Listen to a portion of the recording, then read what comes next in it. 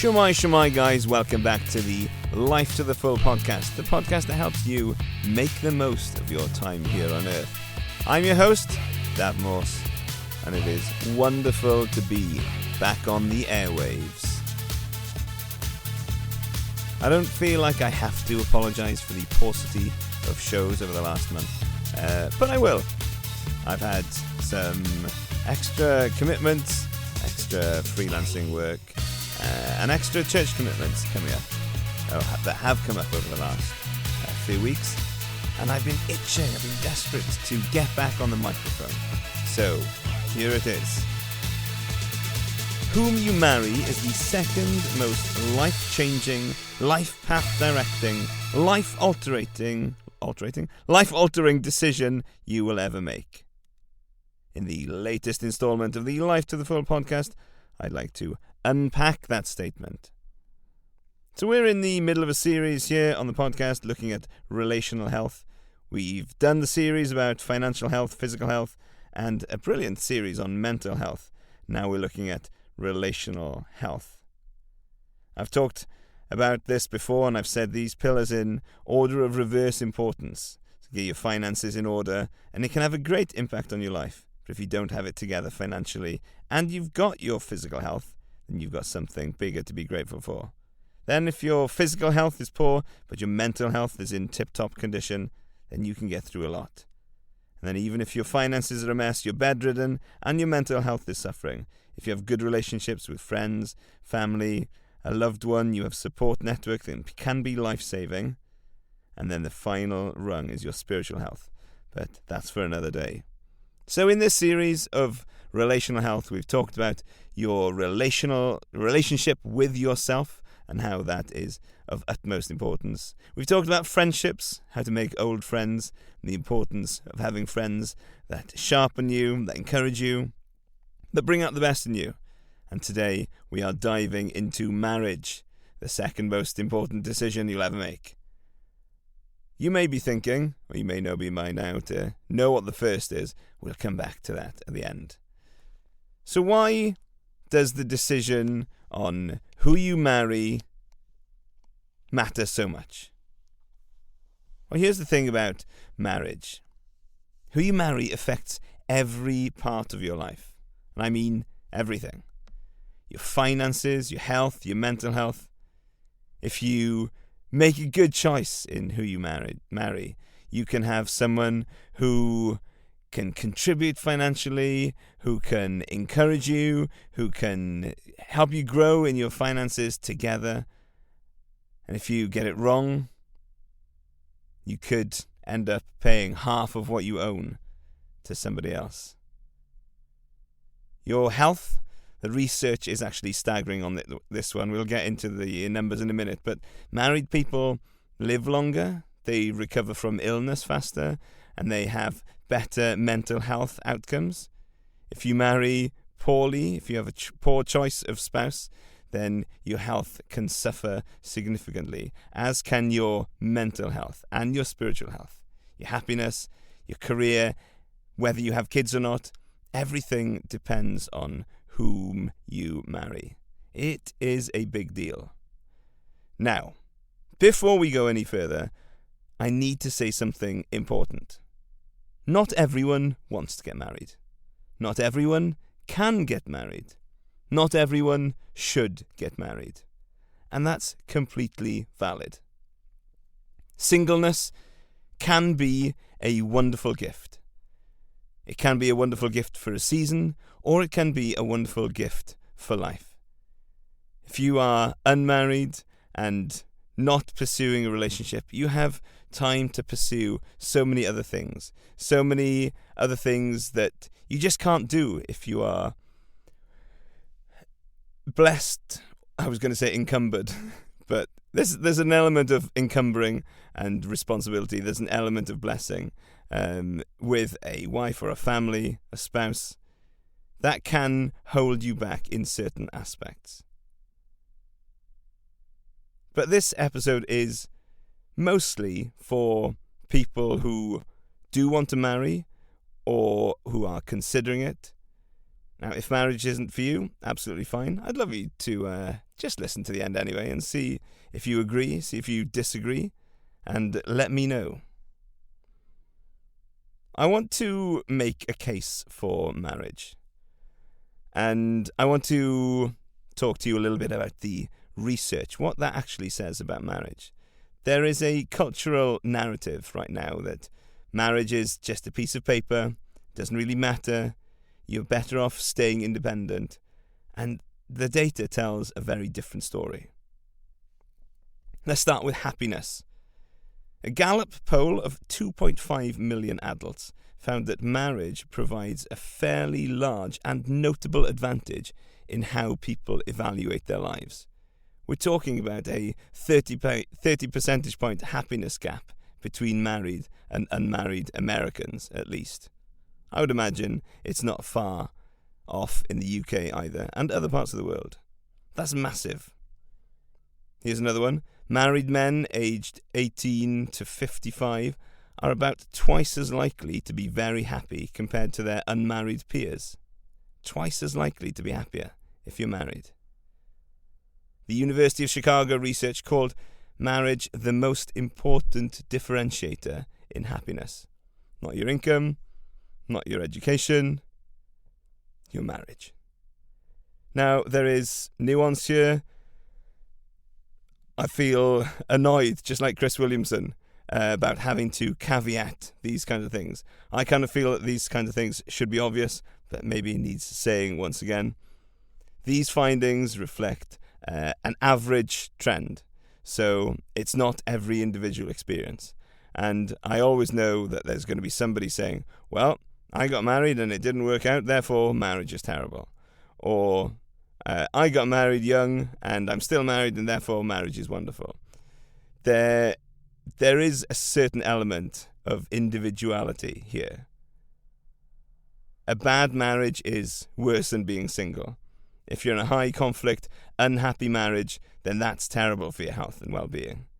So this isn't just get married to anyone, it's how can we marry well? Health and longevity, health data is even more compelling. So here are some specific numbers. A US Medicare study found that 65-year-old married men live 2.5 years longer than an unmarried man. That's 14% longer.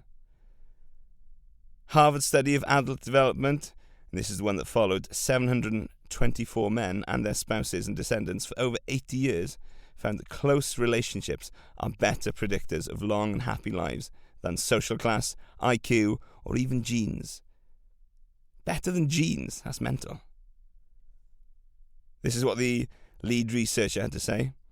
Loneliness kills. It's as powerful as smoking or alcoholism. And there's loads of more stats that I could give you about surviving illness or getting better from illness is much higher in married men. Socially isolated men are way more likely to die of heart disease compared to men who have strong relationships. Loads of stuff. What about your mental health? Depression rates? Unmarried people are about 79 to 80% more likely to have depressive symptoms than those who are married. And that is from a 7-country study of over 106,000 participants. Research has repeatedly shown that married people have better mental health than those who are single, widowed, separated, or divorced. Now, the data is clear, but I'm not sharing this data to make single people feel bad. That is not my message. That is not the point. The point is that the cultural narrative, marriage doesn't really matter, it's outdated, you're just as well living together or staying single, that narrative doesn't match reality. Marriage matters, the commitment matters, and we're about to talk about why. Now, why would you choose marriage over just living together? Here's where it gets really interesting. Because, again, cultural wisdom right now is live together first, test drive before you buy, don't rush into marriage, and on the surface, it can seem sensible. In fact, 70% of couples now live together before marriage. It has become the norm, which is completely different from even 60 years ago, as recently as that. But the research shows clearly couples who live together before being engaged or getting married have worse outcomes than those who don't cohabit before getting married.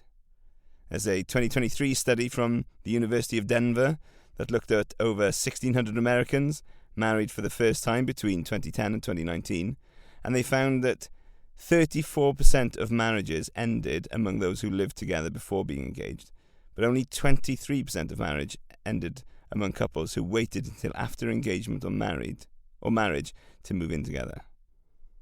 So in relative terms, marriages of those who moved in together before being engaged were 48% more likely to end than marriages of those who only cohabited after being engaged or already married. My preference would be already married. Here's a fascinating detail. When couples were asked why they first lived together, 44% said they wanted to spend more time with the partner, and of those, 23% later divorced. 22% said it made sense financially, and of those, 40% divorced. That's mad. And the data on serial cohabitation is even more stark. Men and women who cohabited with 2 or more partners before marriage were about 60% more likely to see their marriage end in divorce. Why does this happen? Curious stuff. It's what researchers call sliding versus deciding. Instead of making a clear decision to get married, couples slide into it from cohabitation. They move in for convenience, rent savings, to spend more time together. Then they're living together, so it seems like the next step is marriage, but they never made that intentional decision. They never made that decision, I would like to marry, and that's my primary motivation.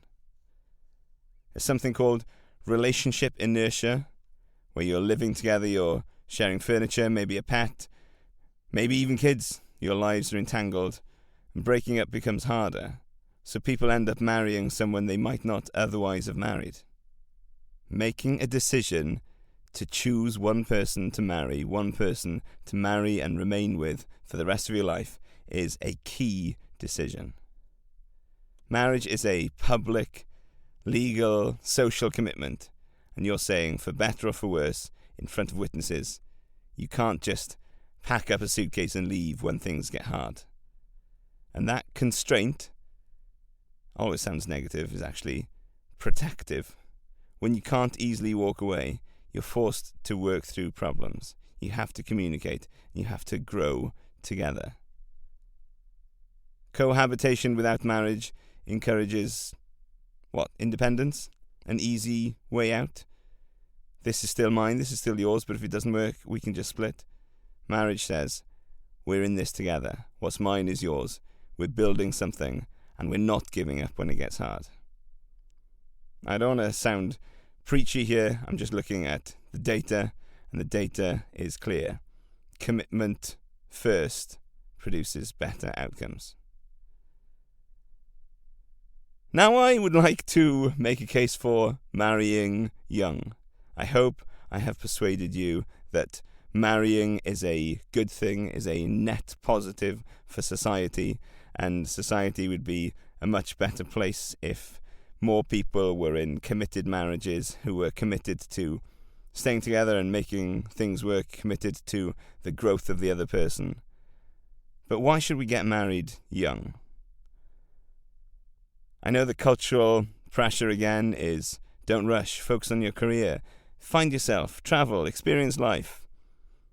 Be an independent woman, be an independent man. You don't need no woman, you don't need no man. And the average age of getting married keeps rising. It has been late 20s, now it's early 30s, may even be later than that. I married my wife when we were both 22.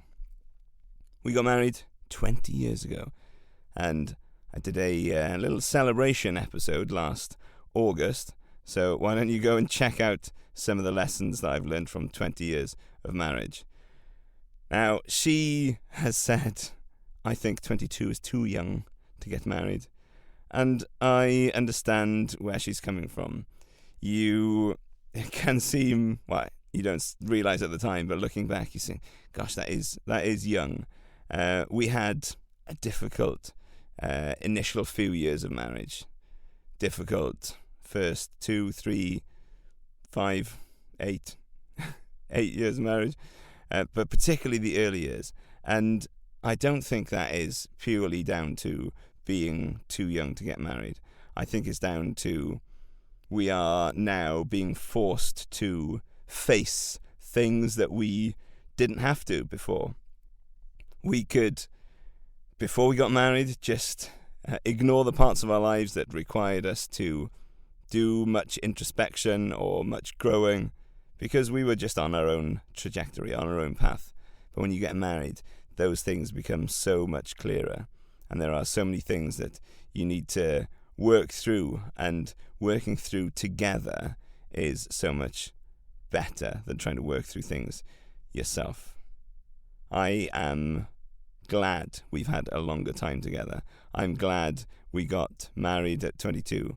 We've grown up together. We've shaped who the other one has become. And the hard work of being married young has paid dividends.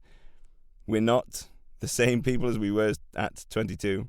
We've grown together, and we've not grown apart. Now, some of the practical reasons, of course, would include more years together. If you found the right person, why wait?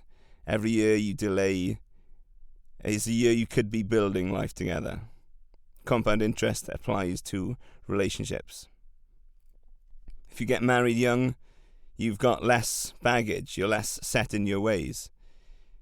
You're more adaptable. You haven't established a independent life pattern yet.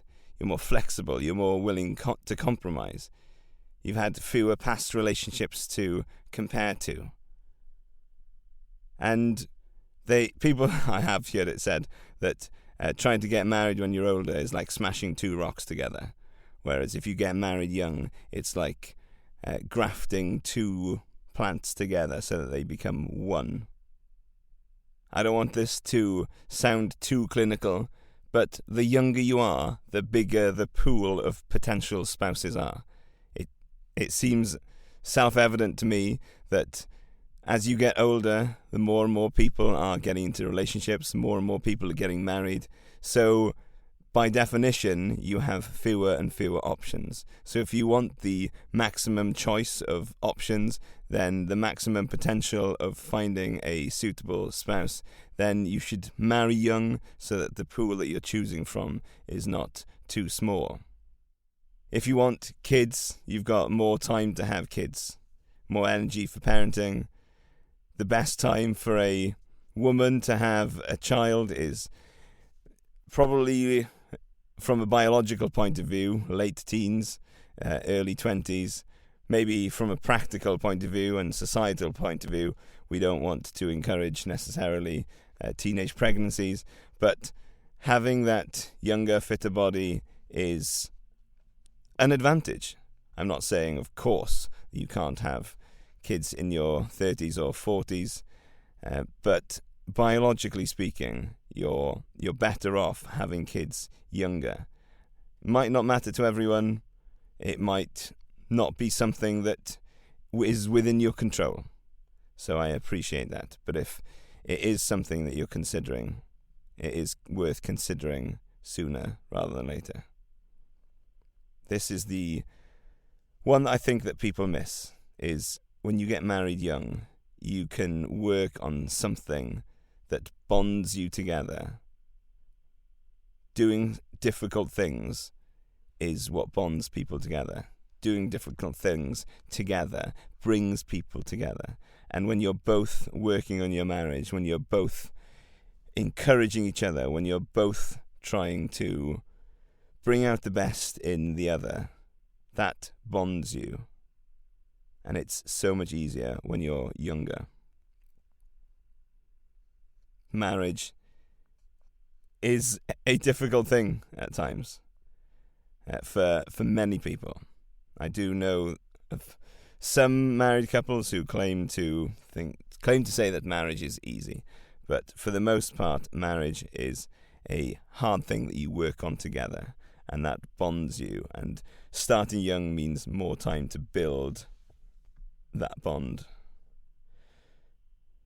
Like I said, my wife and I have been through many struggles, wondering whether we would make it or not. But that commitment to each other, that commitment to staying married, was something that we both took extremely seriously, and we pushed through the difficult times. It's made us stronger. Obviously, we're not finished products. We're not perfect. We're not living an ideal, perfect lifestyle with a perfect marriage. We're still growing, but we're growing together. And there's something quite exciting about thinking one day we might be able to celebrate our 80th wedding anniversary. I've got that as a little goal to get to, but I need to get to 102 first. I think I'm pretty confident of getting to 102. Not sure so much about my wife. I need to address something that I've seen recently, particularly with women in their mid-30s. And I want to be careful here because I don't want to sound like I'm blaming anyone. I don't want to sound like there's anything wrong with people if they reach their mid-30s and they are not married. I don't want to make out like it's their fault or anybody's fault. But I think it is important to raise. For the last 20 years, women have been told, "You don't need no man to be happy. Focus on your career. Don't settle. Be an independent woman. Marriage will hold you back." And I've recently, we're doing a little bit of thought and internet scrolling behind this episode. There's a TikTok trend now.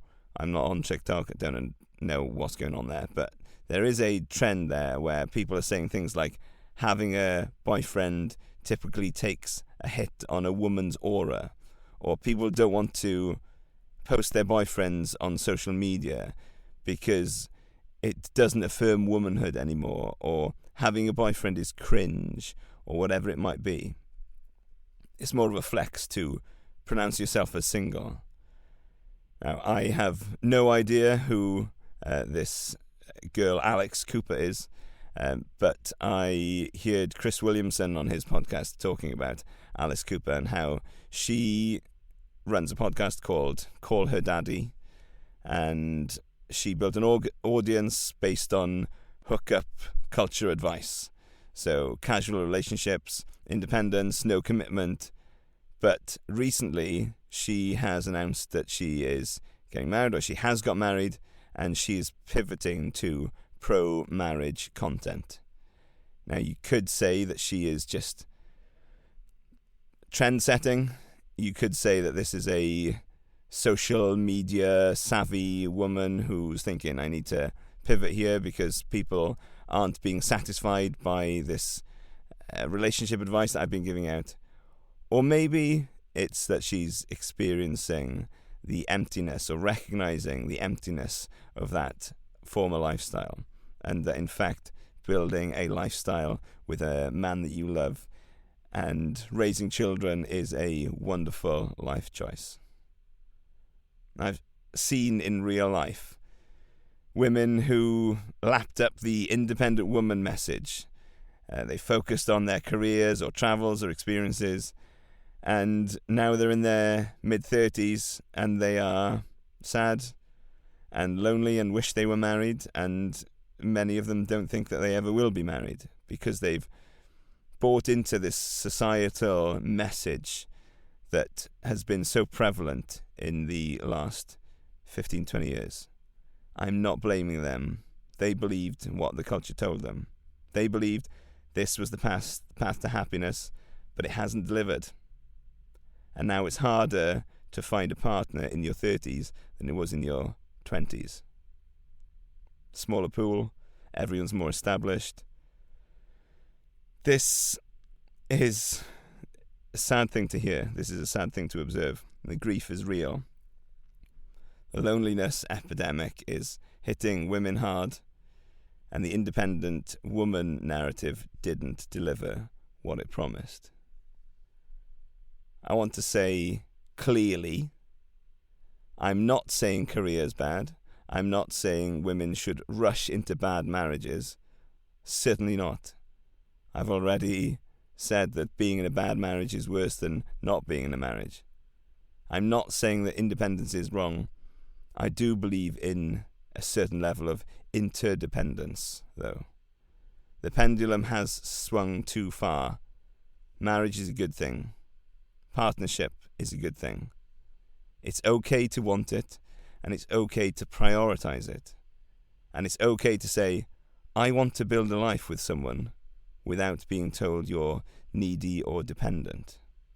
I think, to be honest, independence is far too oversold. I have been guilty myself of promoting a certain level of independence, financial independence, location independence. But when it comes to relational independence, we are not designed to be dependent on ourselves. Can you imagine depending on yourself for everything? That'd be mental. You don't have the skills. You don't have the eyesight. You don't have the foresight, the hindsight that other people can bring to your life. What about those people who want to marry but haven't found the right person yet? I know this is genuinely hard. I know that waiting is difficult. I have spoken to many single people saying that they are really struggling when their friends get married and they're still single and thinking, will this ever happen for me? And I don't want to give you platitudes. Yeah, your time will come. And it just feels non-genuine.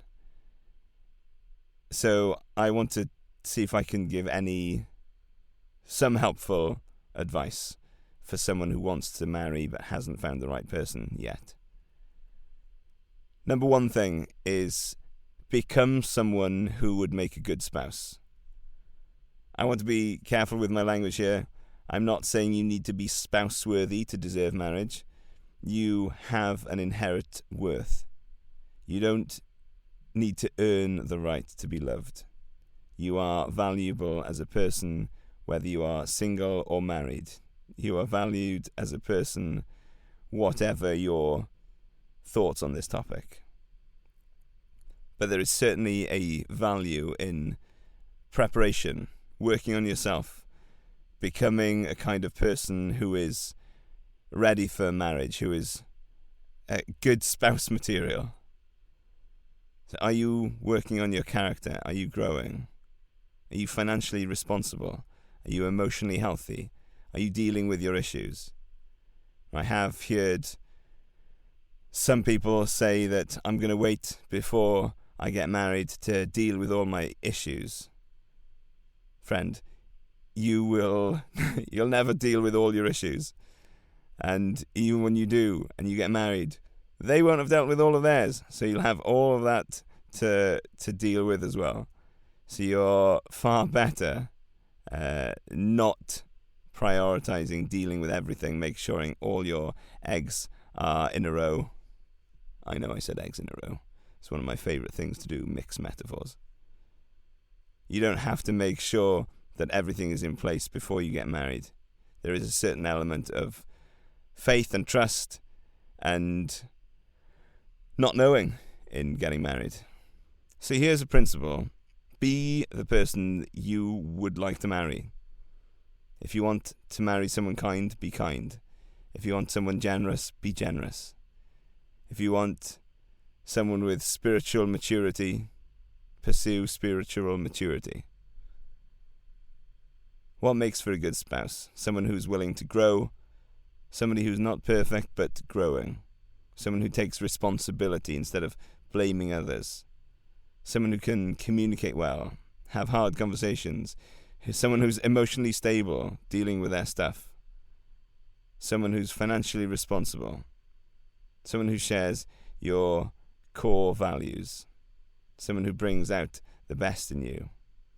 I know certainly my wife has done a marvellous job of being patient over the years, of encouraging me and helping me to see value in other people, help me to see that relationships are more valuable than I ever realized, to help me with my emotions, to help me understand my emotions and how to use emotions to relate to people. And I'd like to think that I've taught her a thing or two about chilling out and not taking life so seriously and not being so stressed all the time. Choose someone who brings out the best in you.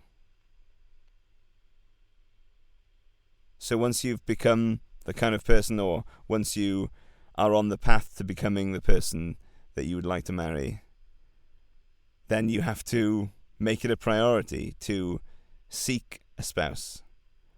I don't want you to put marriage as the ultimate idol, something to be chased at all costs.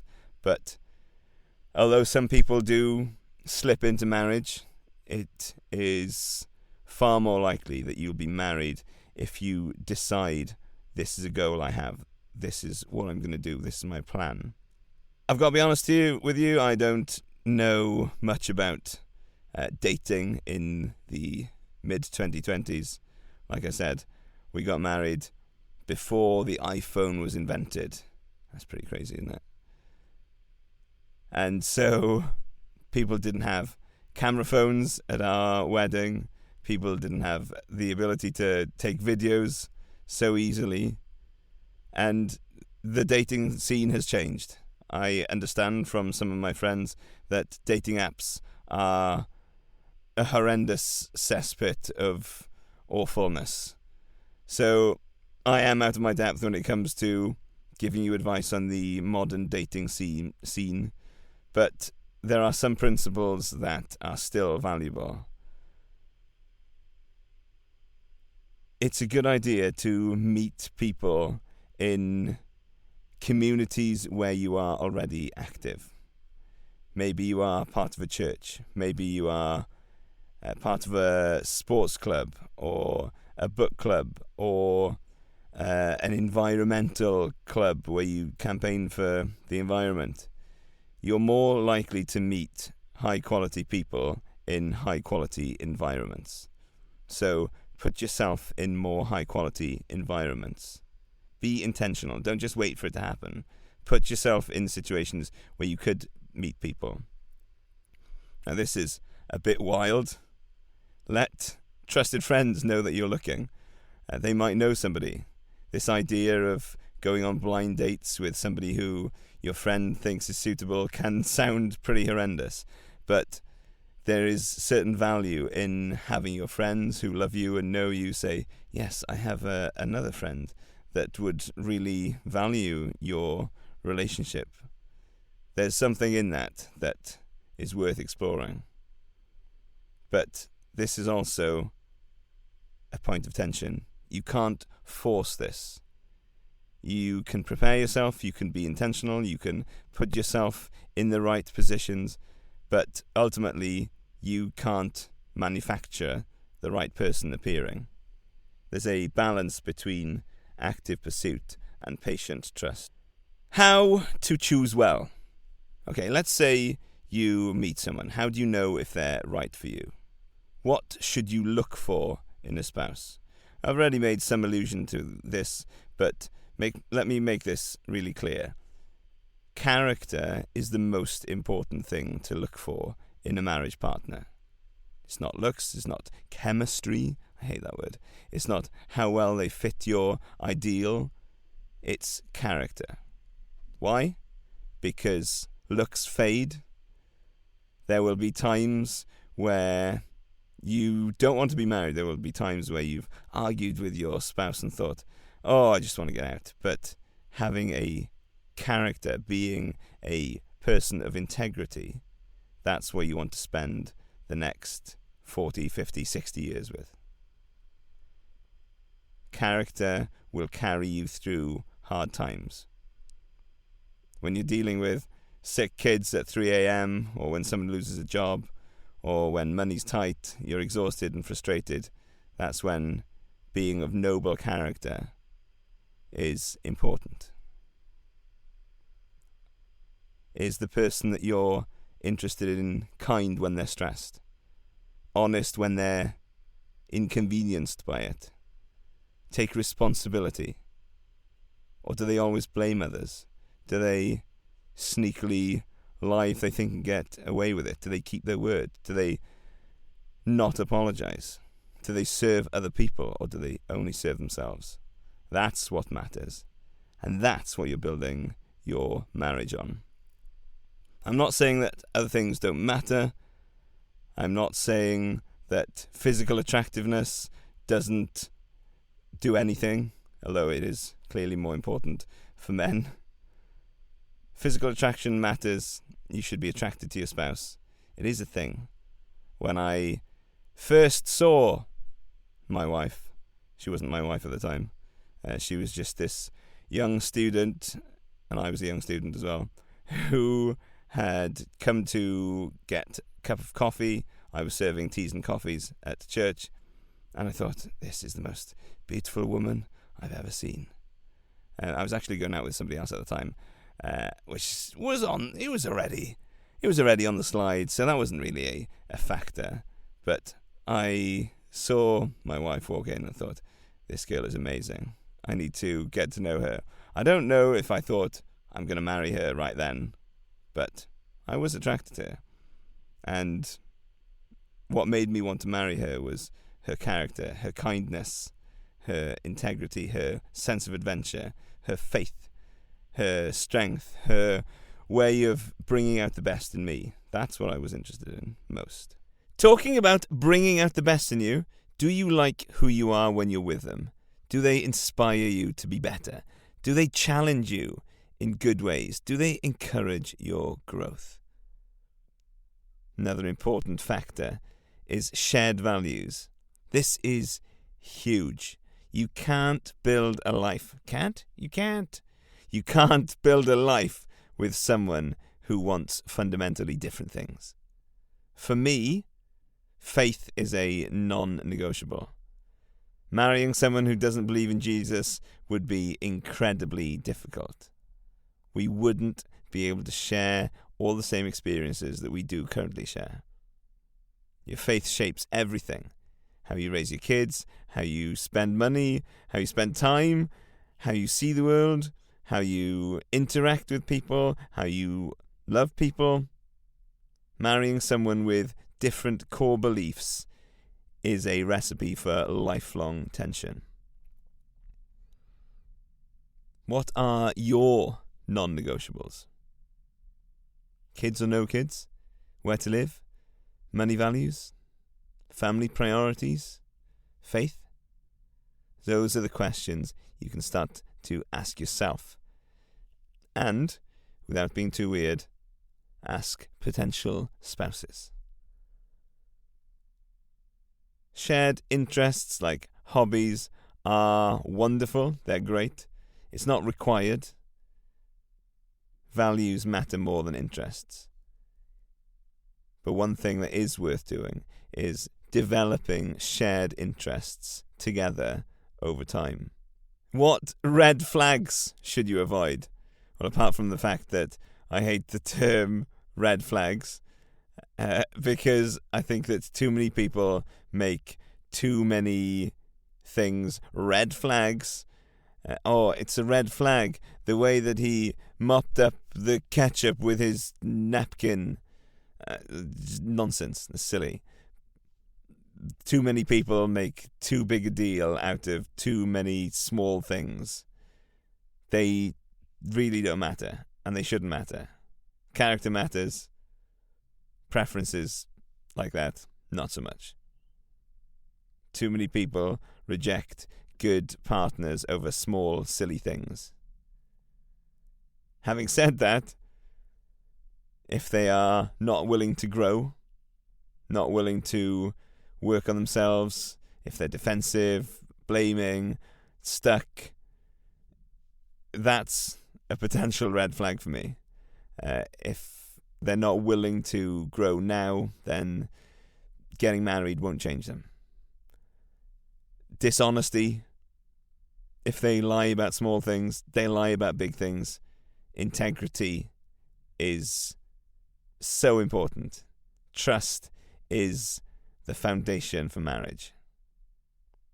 Any controlling or abusive behavior, manipulation, emotional abuse, I'm not interested in that. Walk away before you get encumbered, before you marry someone who has that kind of level of behavior. How do you know if they're the one? Well, here's my answer. Look at your marriage certificate. That's who the one is. If you're married, she's the one. If you're married, he's the one. The name that's on your marriage certificate, that's the one for you. You may never be 100% sure before marriage, but there's value in being 90% sure and then committing to the rest. There's something that is incredibly freeing, which sounds counterintuitive, but there's something about being free from having to prove your love to someone, free from the fear that somebody's going to leave you, free from the uncertainty, free from the paradox of choice, that when you get married, you know this is the one for me, this is who I'm committing to. So when you're evaluating a future spouse, get 90% sure and then just commit and make it happen, make it work. There is no perfect person. Even me. Even my wife. Finding the one isn't about finding a perfect person. It's about choosing someone good, committing to them, and choosing to choose them every day. Marriage is a decision and then a daily choice. You know love's not a feeling. It's not just a feeling anyway. And marriage is not something light. It is something to be committed to.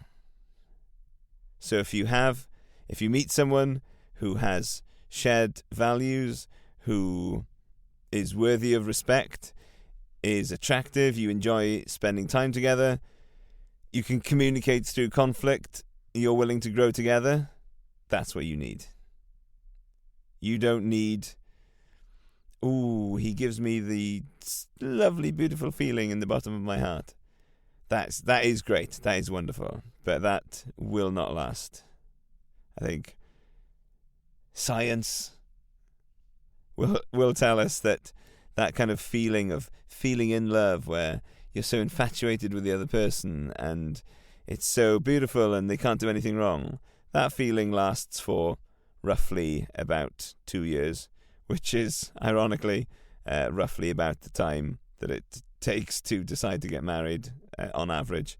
It certainly was that for us. We got married after dating for just under 2 years, and so we got married 6 months later. No, less than that. 5 months later. So, yeah, just when you're thinking, I'm going to get married, that feeling of excitement and the butterflies and agreeing on everything and instant perfection, that begins to fade. So, bad timing, really. Why do marriages fail? Why do marriages fall apart? I absolutely hate the phrase, we grew apart. Hate it. Do you know why? Because it's a passive thing, like it just happened. There's no responsibility, no agency. Really, you don't just grow apart. You choose to grow apart. or you choose to grow together. That's the decision. If you don't choose to always grow together, by default, you choose to grow apart. If you don't choose, the choice is made for you. You shouldn't go into marriage expecting to change the other person. You're marrying them as they are, not who you hope they'll become. Don't marry for potential and hope that something magically changes. Not that, it's a bad thing to have potential, because obviously if you're getting married young, you're 22 years old, you may not have your career underway, you may have a load of student debt, but if you've got potential to pay that off, you've got a plan, you've got a job, then that kind of potential is good. But don't marry and hope that their character will somehow magically change into exactly what you want. It will change. Both of you will change. I've changed. My wife's changed. We've changed together. Life changes you. Experience changes you. Time changes you. But the skill is growing together. So what does that look like practically? Shared goals, working on something together, regular communication, intentional time. One of the things that I love to do is, because my wife's, she's not great in the evening. Come 7:30, she's ready to shut down, and then we've still got another kid to put to bed. And then when that second kid's in bed, it's time for us to go to bed. And so we've arranged that our Friday afternoons are our regular date time. It's not regular date night, but we do go for a walk together in the park every Friday afternoon. And that is our time for those deeper conversations, those conversations that can't happen just in 5 minutes here, 5 minutes there. So prioritize that. Support each other's growth. And I've seen people following some kind of personal growth thing, and you think, yeah, my spouse is growing, she's doing all this thing, she's doing this stuff. But unless you're growing with her, or she's growing in a direction that you want to go, then that can be a danger zone. Let's wrap this up. It's quite a long one today. I've had a lot to say. Let me know if you've enjoyed listening to my voice for, the best part of an hour. It's not quite an hour yet, but, more than half an hour. What's your challenge? If you are single and want to marry, work on yourself. What areas do you need to grow in? Character, finances, emotional health, spiritual maturity. Be the person that you want to marry. Put yourself in environments where you could meet people. Join something, volunteer somewhere. Be consistent. Let your friends know that you are looking. Be intentional but patient. Actively pursue marriage, but trust in the timing of it all. If you're dating or engaged, dating. Do people still say dating these days? I don't know. Have the hard conversations now. Money, kids, faith, family, where to live. Don't avoid tough topics. We have the wonderful pleasure of going through marriage prep for couples at our church. And just seeing young people wanting to get married, wanting to discuss things like where they've come from, what issues they had as children. It's just wonderful to see those kind of conversations happening beforehand. Look for character. Is your potential spouse willing to grow? Do they share your values? Do they bring out the best in you? And if you are married, commit to growing together. Set shared goals. Have regular, meaningful conversations.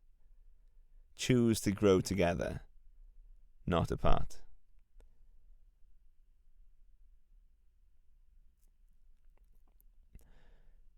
keep choosing your spouse. Keep choosing your husband. Keep choosing your wife. Let the wife of your youth delight you always. What about the teaser that I set at the beginning? What's the most important decision? The most important decision, the big reveal, is regarding your spiritual health. It is what you will do with Jesus Christ. That decision will affect your eternal prospects beyond what this earth has to offer. It'll inform everything that you do, including marriage. So consider that. We'll dive deeper into this in the spiritual health series, but for now, that's the foundation that everything else is built on. It's been a long one. I've enjoyed it. I hope you've got some value out of it. I'd love to hear your thoughts. I love it when I get messages from listeners saying, "Oh, I listened to this episode and it really got me thinking about this," or "it really encouraged me in this." So if that is you and you've been listening silently for a while, just send me a little message. It'd be wonderful to have some encouragement. There's some interesting stuff to check out in the show notes as well. So till next time, peace out.